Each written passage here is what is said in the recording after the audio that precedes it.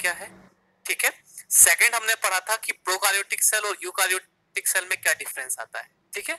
यदि हम पर्टिकुलर, अभी तक हमने एपीएचई में पढ़ा है ना कि एनिमल सेल, प्लांट सेल, इन सब के बारे में पढ़ा, तो ये जनरल यूकार्योटिक सेल के बारे में स्टडी हमने किया था ना। तो सबसे पहले हमें डिफरेंस ये पता करना था कि बैक्टीरिया, वायरस, फंजाई यदि आप पढ़ते हैं तो क्या वो यूकार्योटिक सेल है कि प्रोकार्योटिक सेल है ना। तो इसलिए हमने बेसिक प्रोकार्योटिक सेल और यूकार्योटिक सेल का हमने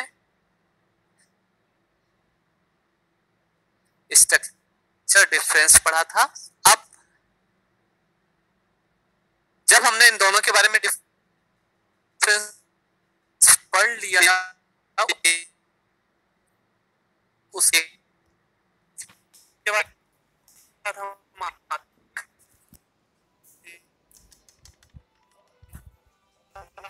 पर्टिकुलर किस चीज के बारे में हम, कि पर्टिकुलर बैक्टीरिया, हमारी उस पर्टिकुलर बैक्टीरिया का शेप क्या होता है, उसका साइज क्या होगा, उसका बैक्टीरिया को ग्रो करने के लिए कौन कौन से न्यूट्रिएंट्स लगते हैं, कौन कौन सा फूड लगता है, कितने टाइप्स के बैक्टीरिया होते हैं, तो वन बाय वन हम उस चीज में पढ़ लूंगा तना लगा रहा हूं देर से। तो पहला इंट्रोडक्शन पोर्शन आता है। तो पहला ये क्या है कि हमने बैक्टीरिया को किसके अंदर रखा हुआ है, प्रोकार्योटिक सेल के अंदर रखा हुआ है, ठीक है। और मैंने पहले बताया कि प्रोकार्योटिक सेल जो होती है उस पर वेल डिफाइंड न्यूक्लियस नहीं होता है ना। तो यहाँ पर क्या लिखा हुआ है, बैक्टीरिया आर प्रोकार्योटिक लेकिन वेल डिफाइंड न्यूक्लियस, ठीक है। एंड मेम्ब्रेन बाउंड ऑर्गेनल्स, जितने भी उसके अंदर न्यूक्लियोलस हो या न्यूक्लियोइड हो, कोई भी ऑर्गेनल्स हो, उनके आउटर कवरिंग या फिर कोई भी मेम्ब्रेन उस पर प्रेजेंट नहीं होगी, ठीक है। देन पर्टिकुलर एक सिंगल स्ट्रैंड का ही डीएनए होगा जो स्केटर्ड होगा फ्रीली।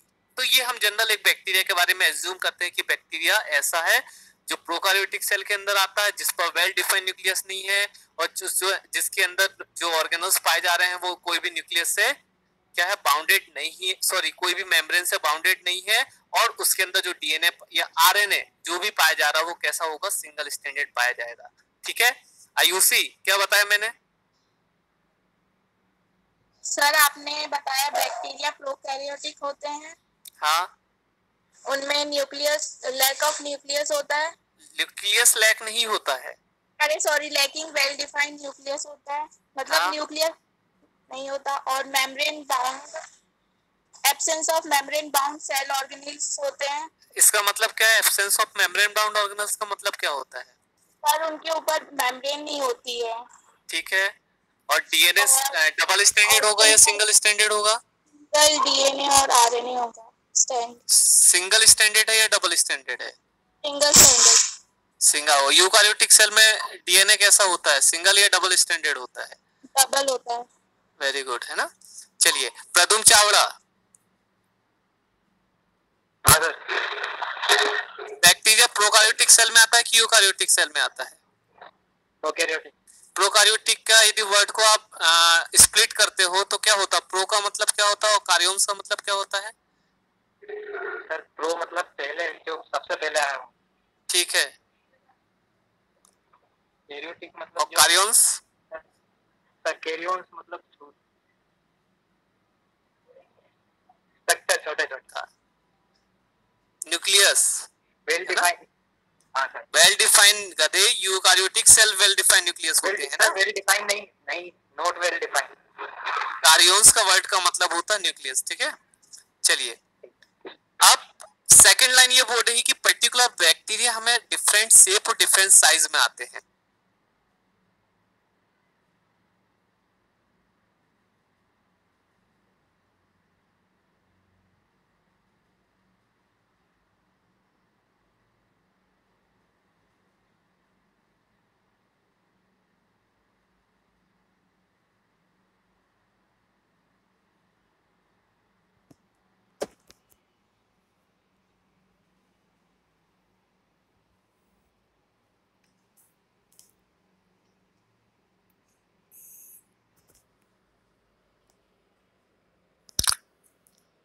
मेरी आवाज आ रही है अभी? Yes sir. ठीक ठीक, सॉरी, है ना। चलिए हमने ये बताया कि जितने भी बैक्टीरिया होते हैं वो डिफरेंट शेप और डिफरेंट साइज में आते हैं, ठीक है। जैसे कुछ बैक्टीरिया हमें सर्कुलर शेप में भी दिखेंगे, कुछ सिलेंड्रिकल शेप में भी दिखेंगे, कुछ स्पाइरल शेप में भी दिखेंगे, कुछ फिलामेंट टाइप के भी दिखेंगे, कुछ रॉड टाइप के भी दिखेंगे। मतलब आप ये नहीं बोल सकते कि बैक्टीरिया बिल्कुल एक ही स्ट्रक्चर्स को कैरी करता है, ठीक है। ये डिफरेंट शेप और डिफरेंट साइज के आते हैं। मतलब छोटे से छोटे सर्कुलर भी आपको मिलेगा, सिलेंड्रिकल भी मिलेगा, थ्रेड लाइक स्ट्रक्चर भी मिलेगा, रोड लाइक स्ट्रक्चर भी मिलेगा, और फिलामेंट टाइप के भी स्ट्रक्चर्स आपको देखने को मिलेंगे, ठीक है। यहां तक समझ में आ गया ये दोनों बात। अब चलिए, आपको एक स्ट्रक्चर शो हो रहा है,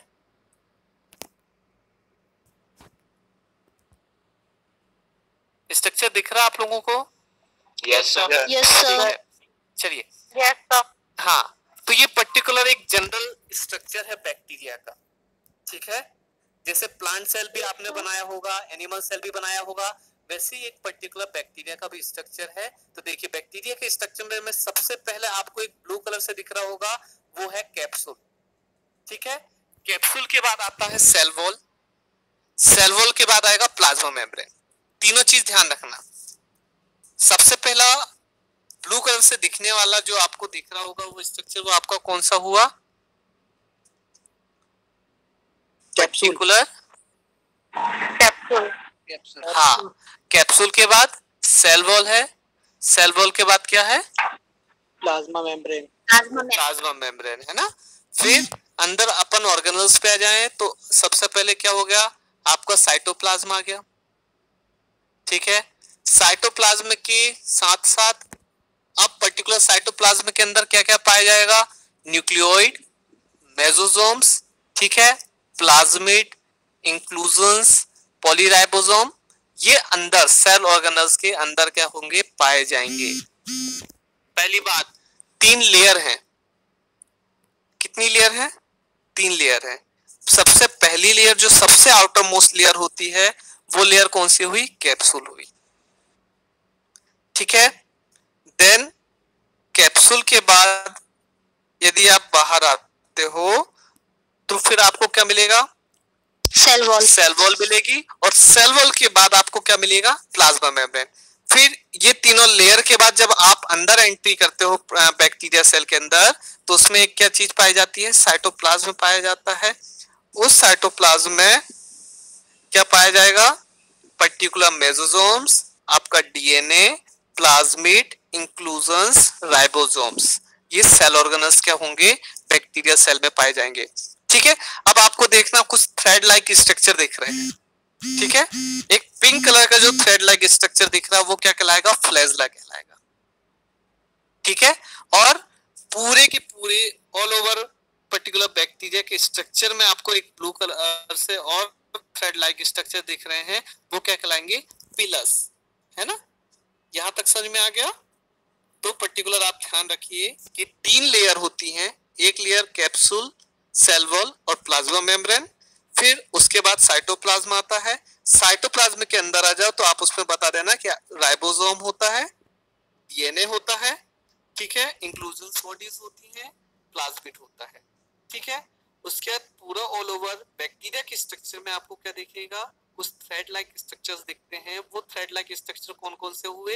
एक फ्लैजेला होता है, और small thread like hair like appendages होते हैं, उनको हम कहते हैं पिलर्स। पिलर्स जो होंगे पूरे ऑल ओवर बैक्टीरिया के स्ट्रक्चर्स में क्या होंगे? पाया जाएगा। यहाँ किसी को डाउट? यहाँ तक किसी को डाउट है तो मुझे बताओ। नहीं है डाउट? सर हाँ बोलिए। हाँ, अभी सब बताऊंगा, वो ही पढ़ेंगे, अभी अपन आगे ही पढ़ेंगे, है ना। ठीक है, अरुण किरार। Yes sir. हाँ, क्या 3 लेयर का कौन कौन सी लेयर होती है पहले बैक्टीरिया में? Sir capsule, cell wall. हाँ, capsule, second cell wall, third plasma membrane. ठीक है। पूजा शर्मा। हाँ, साइटोप्लाज्म में कौन कौन से ऑर्गेनल्स पाए जाते हैं? Sir ribosome, nucleus, DNA. Nucleus, DNA, हाँ, और राइबोसोम्स और साइटोप्लाज्म। साइटोप्लाज्म में ये पूछता हूँ और क्या क्या पाया जाएगा?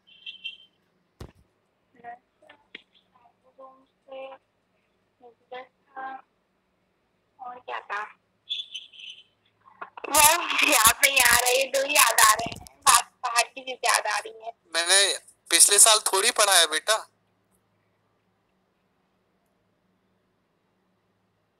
अभी 1 सेकंड पहले पढ़ा है मैंने। Sameer. Yes sir. Particular bacteria structures के सबसे बाहर कुछ थ्रेड लाइक अपेंडेजेस दिखते हैं, वो कौन से होते हैं? पिल्स। पिलस। हाँ, और एक और कोई स्ट्रक्चर शो होता है, लॉन्ग हेयर लाइक स्ट्रक्चर्स होते हैं, वो कौन से होते हैं? कैप्सूल। कैप्सूल। गधे समीर, वो लेयर की बात नहीं कर रहा हूं मैं, है ना, कुछ थ्रेड लाइक स्ट्रक्चर्स की बात कर रहा हूँ। थ्रेड लाइक स्ट्रक्चर्स कौन से होते हैं ये पूछ रहा हूँ, है ना।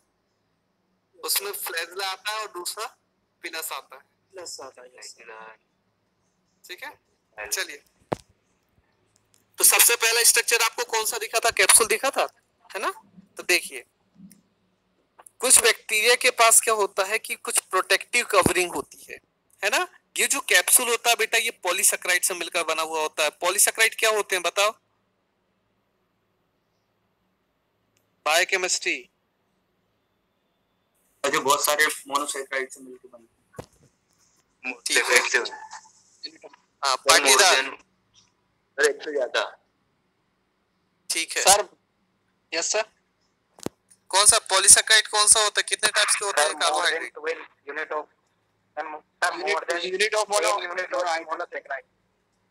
ठीक है, तो पर्टिकुलर जो आपको कॉम्प्लेक्स कार्बोहाइड्रेट जैसा स्ट्रक्चर दिख रहा है, वो पर्टिकुलर कौन सा होता है? कैप्सूल होता है। ठीक है, तो हमने सबसे बाहर की जो प्रोटेक्टिव कवरिंग हमने बैक्टीरिया में देखा है, वो पर्टिकुलर किससे बनी हुई है? पॉलीसेकेराइड से मिलकर बनी हुई है। यहां तक क्लियर है? ठीक है, अब ये कैप्सूल क्यों प्रेजेंट होती है, इसका बहुत सारा मतलब वर्क है, कई सारे फंक्शंस हैं इसके, इंपॉर्टेंट रोल से। पहला कि ये क्या करती है? बैक्टीरिया को ड्राई आउट होने से बचाती है। ड्राइंग आउट का मतलब क्या होता है? सूखना सर। यस, है ना, ये हार्ड एक प्रोटेक्टिव कवरिंग है। यस, तो बैक्टीरिया को ड्राई नहीं होने देती है बिल्कुल भी, है ना, कि उसका अंदर का जितना भी यदि लिक्विड कंटेंट है वो बाहर इजिली क्या हो, बस्ट होके बाहर ना निकले। तो पहला इंपॉर्टेंट कैप्सूल का ये होता है कि बैक्टीरिया को किससे प्रोटेक्ट करती है?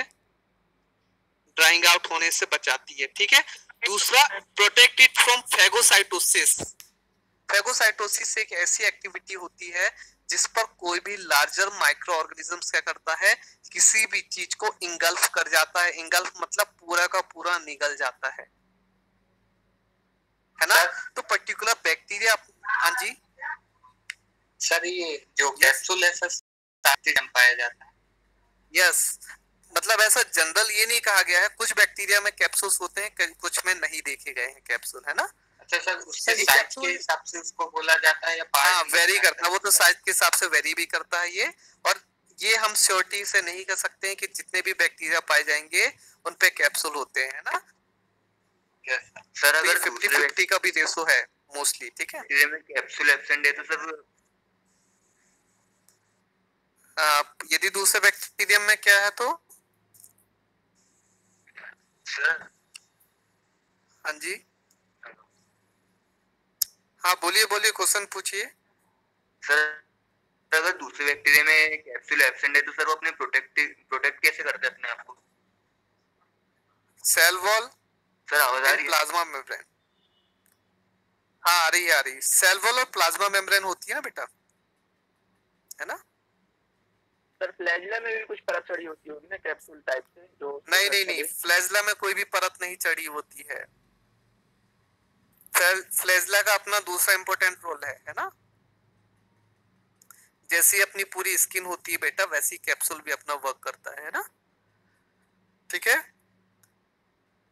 कैप्सूल ब्लास्ट नहीं होता सर? होता है।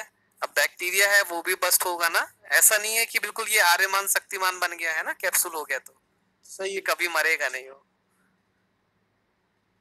ठीक है, जितना उसका स्पेसिफिकेशन है, जितना उससे प्रोटेक्ट करते बनेगा वो प्रोटेक्ट करेगा बैक्टीरिया को, है ना। ऐसा नहीं है कि हार्ड लेयर है ये बिल्कुल कि उसको हमेशा ही बचा के रखे और बैक्टीरिया कभी डेड ना हो, ठीक है।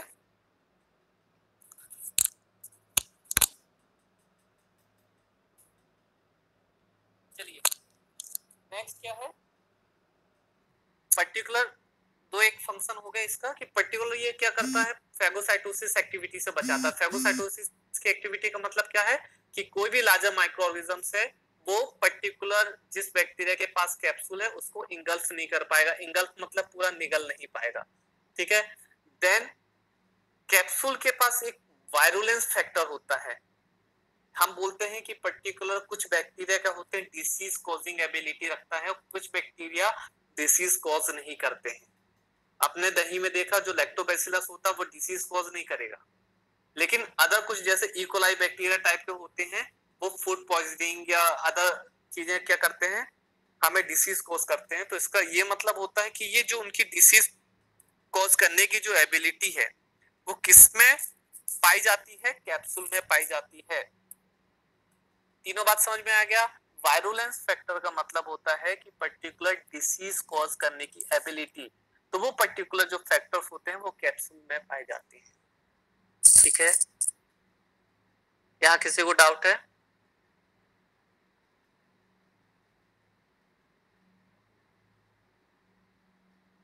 प्रज्ञा आर्या,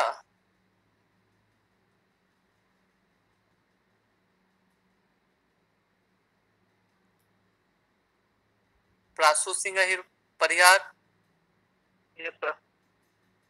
हाँ क्या बताया मैंने बेटा, कैप्सूल के तीनों इंपॉर्टेंट रोल कौन कौन से हैं? सर सुरक्षा देता है और मतलब जिसके जो कोई इसको वो करता है तो उससे बचाता है उसको, ठीक है। यदि हम बोले पर्टिकुलर बैक्टीरिया क्या करता है, डिसीज कॉज करता है ना, तो ये डिसीज कॉज करने की एबिलिटी किसमें पाई जाती है? किस बैक्टीरिया को कहोगे कि ये डिसीज कर सकता है, किस बैक्टीरिया को कहोगे कि डिसीज नहीं कर सकता? जिसमें वो पाया जाता है कैप्सूल सर, कैप्सूल्स के अंदर एक वायरुलेंस फैक्टर पाए जाते हैं। ये वायरुलेंस फैक्टर क्या करते हैं, डिसीज कॉजिंग करने की एबिलिटी रखते हैं, ठीक है। प्रज्ञा आर्या, क्लास में नहीं हो आप?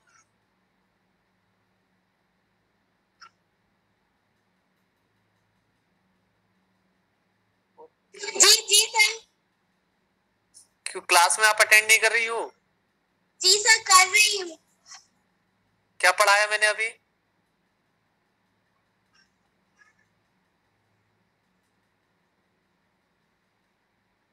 बताइए।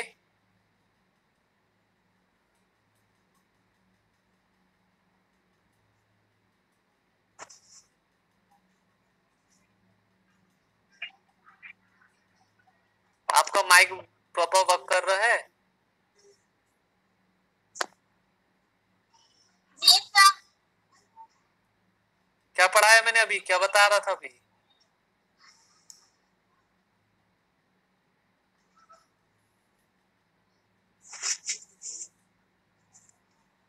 बेटा नेक्स्ट क्लास से आप लोग को रिमूव करना स्टार्ट कर दूंगा मैं, है ना, यदि आप लोग वो नहीं रहे तो। चलिए नेक्स्ट। हाँ मोबाइल छोड़कर मत जाइए कहीं भी, है ना। पढ़ना तो कायदे से पढ़ लो। फिर नोट्स मैं सुबह से नोट्स आप लोग के लिए बना रहा हूँ, वो भी प्रोवाइड नहीं करूंगा, फिर ओरली बता दूंगा, आप लोग अपने नोट्स बना के चेक करवाते रहना। फिर ये बने बनाए आपको कहीं से नहीं मिल रहा है, ये मटेरियल बना के मैं आप लोग को पहुंचा रहा हूँ। जी सर सॉरी सर। ठीक है। नेक्स्ट आपका सेल एनवेलप है। सेल एनवेलप किसको कहेंगे? देखिए इसको 2 या 3 लेयर को मिलाकर जो पूरा ऑल ओवर हम एक चीज कह रहे हैं उसको हम कहते हैं सेल एनवेलप कहते हैं ना। तो उस पे क्या क्या जाएगा? सेल मेम्ब्रेन, सेल वॉल और कैप्सूल, ठीक है। यदि हम तीनों को बोलते हैं तो वो पूरा तीनों क्या बोलते हैं कि ये पर्टिकुलर तीनों मिलके एक चीज बनाते हैं, वो पर्टिकुलर बैक्टीरिया का सेल एनवेलप बनाते हैं, ठीक है। तो एक वर्ड हम बोलते हैं, यदि हम सेल एनवेलप की बात करते हैं तो उस पे क्या क्या आ जाएगा? साइटोप्लाज्मिक मेम्ब्रेन आ जाएगी, सेल वॉल आ जाएगा और क्या आ जाएगा? आउटर कैप्सूल आ जाएगा, है ना, ठीक है। देन पर्टिकुलर आबाजो सेल वॉल, ये बात ध्यान रखिएगा कि पर्टिकुलर बैक्टीरिया की जो सेल वॉल होती है वो किससे मिलकर बनी हुई होती है? पेप्टाइडोग्लाइकेन से मिलकर बनी हुई होती है। सर यस सर इन्वेलप का एक बार बता दीजिए किस किस चीज से मिलके बनती है सर। देखिए इन्वेलप का मतलब होता है ना कि पूरा का पूरा प्रोटेक्शन करने वाला, है ना, एक लेयर टाइप का। ठीक है, तो हमें पता है कि पर्टिकुलर बैक्टीरिया को कितनी लेयर कंसिस्ट करके रखी है? 3 लेयर। एक लेयर हो गई आपकी कौन सी? कैप्सूल हो गई, यस सर। उसके बाद सेल वॉल हो गई, और सेल वॉल के बाद क्या होगी? प्लाज्मा मेम्ब्रेन, है ना। तो इन तीनों लेयर को हमने एक वर्ड बोल दिया, उसका नाम क्या हो गया? Cell envelope. Yes sir. ठीक है, यहाँ किसी को डाउट है? चलिए ठीक है, तो अब पर्टिकुलर आप आ जाओ सेल वॉल पे। तो ये ध्यान रखिएगा, जो पर्टिकुलर बैक्टीरिया की सेल वॉल है वो किससे मिलकर बनी हुई होती है? पेप्टाइडोग्लाइकेन से मिलकर बनी होती है, और इसी को क्या बोला जाता है? प्यूरेन भी बोला जाता है, मैंने आपको पहले भी बताया है। ठीक है, तो ध्यान रखिएगा, ना सेलुलोज से नहीं बनी हुई होती है या अदर चीजों से नहीं बनी हुई होती है, ये पर्टिकुलर किससे बनी होती है? पेप्टाइडोग्लाइकेन से। और ये पर्टिकुलर पेप्टाइडोग्लाइकेन है क्या? एक प्रोटीन और पर्टिकुलर शुगर एक मॉलिक्यूल है, ये दोनों का कॉम्बिनेशन है। पेप्टाइडोग्लाइकेन के अंदर क्या क्या पाया जाता है? प्रोटीन और पर्टिकुलर शुगर पाया जाता है। ठीक है, और ये पर्टिकुलर जो पेप्टाइडोग्लाइकेन है एक थिक लेयर है, मैश लाइक स्ट्रक्चर। आप मैश लाइक स्ट्रक्चर का मतलब समझते हो क्या होता है? मॉस्किटो नेट देखा आपने, है ना? तो जिस तरीके से मॉस्किटो नेट रहता है ना, बिल्कुल क्रॉस लाइक ऐसे स्ट्रक्चर्स बनाता है ना, वैसी पर्टिकुलर बैक्टीरिया की जो सेल वॉल होती है वो भी क्या होती है? बनाती है। ठीक है, तो यहां तक समझ में आया? तो ये बात बहुत इंपॉर्टेंट है कि पर्टिकुलर बैक्टीरिया जो है वो क्या है, कौन कौन सी सेल वॉल से मिलकर बना है, मतलब पर्टिकुलर कौन सी सेल वॉल से मिलकर बना हुआ होता है? पेप्टाइडोग्लाइकेन से। पेप्टाइडोग्लाइकेन क्या है? एक प्रोटीन शुगर का कॉम्बिनेशन है जो मैश लाइक स्ट्रक्चर बनाता है। ठीक है, देन ये क्या करता है? यदि हम इसके फंक्शंस में आए तो ये क्या करता है?